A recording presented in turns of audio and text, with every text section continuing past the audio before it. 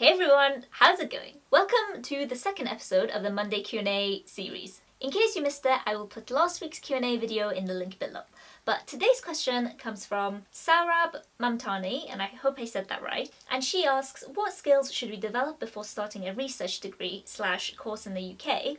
And also, what are some of the resources to help develop those skills? So the first thing I'll say before actually answering that video, and this is like the bit of the disclaimer I suppose, is that technically if you've already gotten into your course, if you've already been accepted to study whatever course, technically there isn't anything that you need to learn or that you need to prepare for before starting. Because I suppose the whole point of the master's or the course or the PhD or whatever research course that you're hoping to do, the whole point of that is to teach you lots of things. So if you've already gotten a place, there isn't anything you need to do. Having said that, I appreciate that you may want to be prepared or just develop certain skills and know certain things before you start. The second thing I want to address is that I know in your question you mentioned what are some of the things you can do to prepare before a research course / a course in the UK. It makes me think that perhaps you are asking if there's anything that, people studying in the UK need to know, or people coming in to study in the UK need to know. And I just want to say that that's not what this video is going to be about specifically. I'm not going to be talking about specifically what certain universities may want from international students, because I think a lot of universities differ. So if you want to know specific things, I would highly encourage you to get in touch with the admissions team on any university that you are interested in and ask your questions specifically. I think a lot of people make the assumption that I'm an international student, and I'm not. I'm a British UK-based student. So I know a lot of you guys do ask me about what is the process of applying to this or that course as an international student. And unfortunately, I can't help you there. So get in touch with the university admissions people. They're the best people to help you. So for the purposes of this video, I want to talk to you, whether you are a UK student or international or EU-based or whatever, about certain skills that you can start to prepare for or start to develop before starting any course, UK or otherwise. But before I get into all of those, I want to let you guys know that I have recently started a Redbubble shop. So if you are interested in kind of sciencey, medicine-y, I guess anatomy, kind of like paintings and artwork, and you want to get something for yourself that's a little bit cool, a little bit different, then I will leave a link to my shop below. So by all means, go and check it out. You might find something you like. Alright, so with all of that out of the way, let's get into it. So for any of you guys who are new here, I'm just going to give you a really brief history on the trajectory that I took. So I studied my undergraduate degree in biomedical sciences, and that was a BSc, like a Bachelor's of Science. And then following that, I studied translational cancer medicine at King's College, and that was an MRes, or a Master of Science. And then following that, I worked as a research assistant for 2 years before applying to medicine, and that's where I am at the moment. So any perspective that I share with you is from the perspective of somebody who's had that trajectory and that route. Now, I've got my laptop, so if I look down, it's probably because I'm looking at the notes, but I essentially wrote down a number of things that I think are useful to prepare for or to get to know a little bit before you start any of those courses. And the first thing I've got written down is make sure to read papers and get kind of an overall understanding of scientific literature. Now if this is your first time ever reading like a scientific journal or an article, it can be very daunting because depending on the area you're in, but for mine, for example, a lot of the stuff is literally like any language. Like genes are simplified, like the name of genes, are like simplified to numbers and letters, and it just all seems very confusing. So don't worry if you don't fully understand everything that a paper says. Between you and me, I still read a lot of papers and I'm just puzzled as to what I've just read. So if that's how you feel as well, don't worry about it. But do try and, I guess, skim read through certain things just to get yourself familiar with how a paper is written, how it's set out, what an abstract is, how it's set out in terms of, I guess, methods and materials and results and discussion, etc. And the resources, I would say PubMed is a really good resource, Science Direct is a good resource, or, do you know what, there are so many that I can't even think of off the top of my head. But something I often like to do, which is kind of like a shortcut, is if I'm interested in learning about a certain thing. For example, I may say the role of extracellular vesicles in breast cancer. I will write that in Google, and then I will also write PubMed afterwards.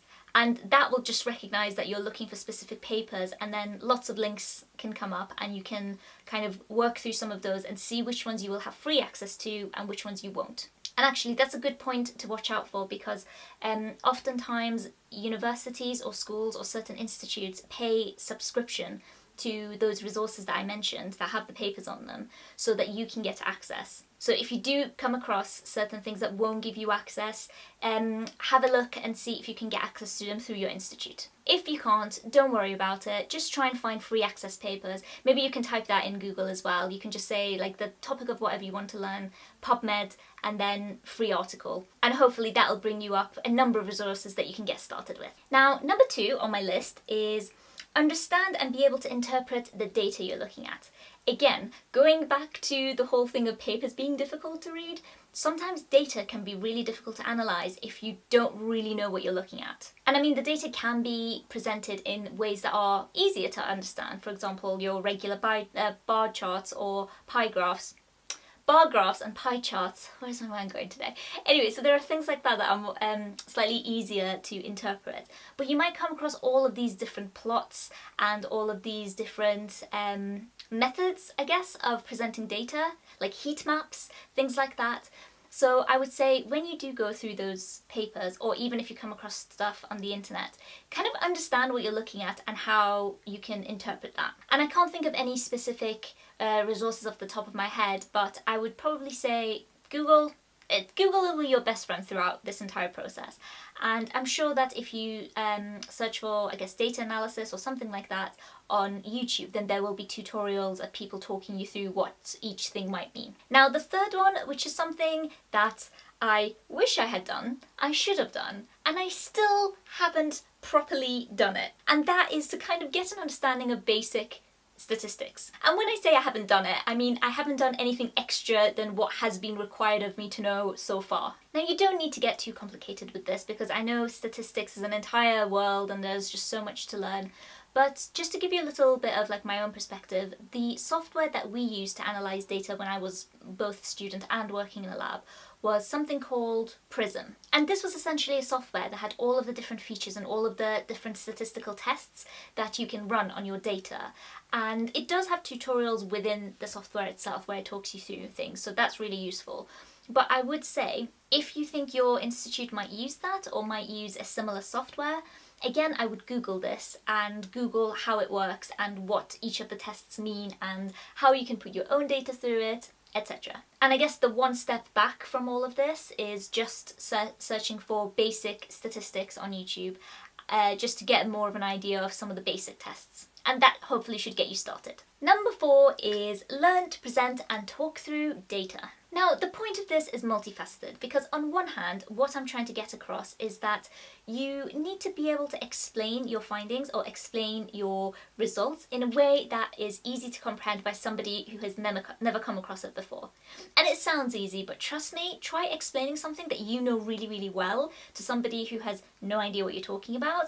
It can become quite difficult. And if you are going to be explaining your results to other people, be it through presentations or sharing with your colleagues and supervisors, then you need to have a good idea of like the language to use or how to actually present that. And on the other hand, the other facet, if you like, is having good communication skills and being able to talk openly and be able to explain things in a coherent manner. Now, for this I have 2 suggestions in terms of resources, and your accessibility depends on the stage you're at. So if you are, for example, applying for a master's or you're applying for a PhD, see if you can get access to certain journal clubs where a paper is chosen and everybody goes off and reads that paper, and then you discuss the results and somebody presents it. And that's a really, really good opportunity for you to, again, get familiar with the content, but also get familiar with presenting. But for example, if you're applying to an undergraduate and you may not have access to a journal club, or you might not have access to a journal club anyway, I would search for online presentations and seminars that certain professionals have given. And you know what, the topic doesn't matter at this point. It's a case of listening to other researchers and scientists talk about their own findings.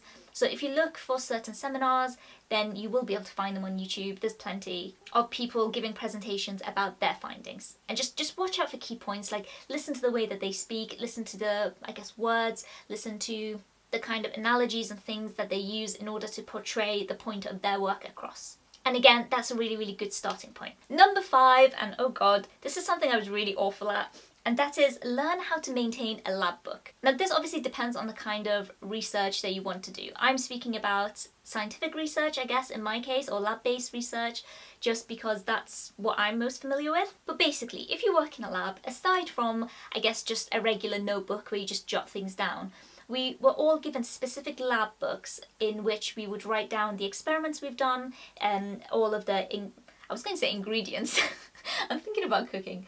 All of the materials we used, all of the machines we used, like the temperatures, the different settings, all of that. You would write everything you did for a particular experiment. And that's really, really important because if you want to repeat your experiment, or let's say your experiment goes wrong and you want to troubleshoot it, it's really important for you to be able to go back to the day that you sat the experiment, look at exactly what you did and go, okay, right, so this thing didn't work, let me just adjust this thing a little bit and then try it again. Now, I was awful at doing this because whenever I was doing an experiment, I didn't want to get out of a flow. I would always be in this flow and I'd be like running around like a crazy person, like doing this and doing that. And I would always say to myself, it's fine, it's fine. As soon as I'm done, I'm going to sit down and write everything. But sometimes that wouldn't happen because maybe the experiment would literally drag on the entire day, or I would forget to do it, or I would forget a certain detail, and then later on, let's say like a month down the line, I'm like, oh yeah, you know, I kind of want to repeat that experiment again. Then I'm like, oh, what did I do? Like, what reagent did I use? Like, am I sure it's this one? I can't stress to you how important this is, and I can't stress to you, for me anyway, how much of a difficult habit it is to develop. But if you're watching this at kind of like a early stage in your career, please start from the very beginning. Please carry around a lab book with you at all times. Write down everything, because future you will be so grateful to you.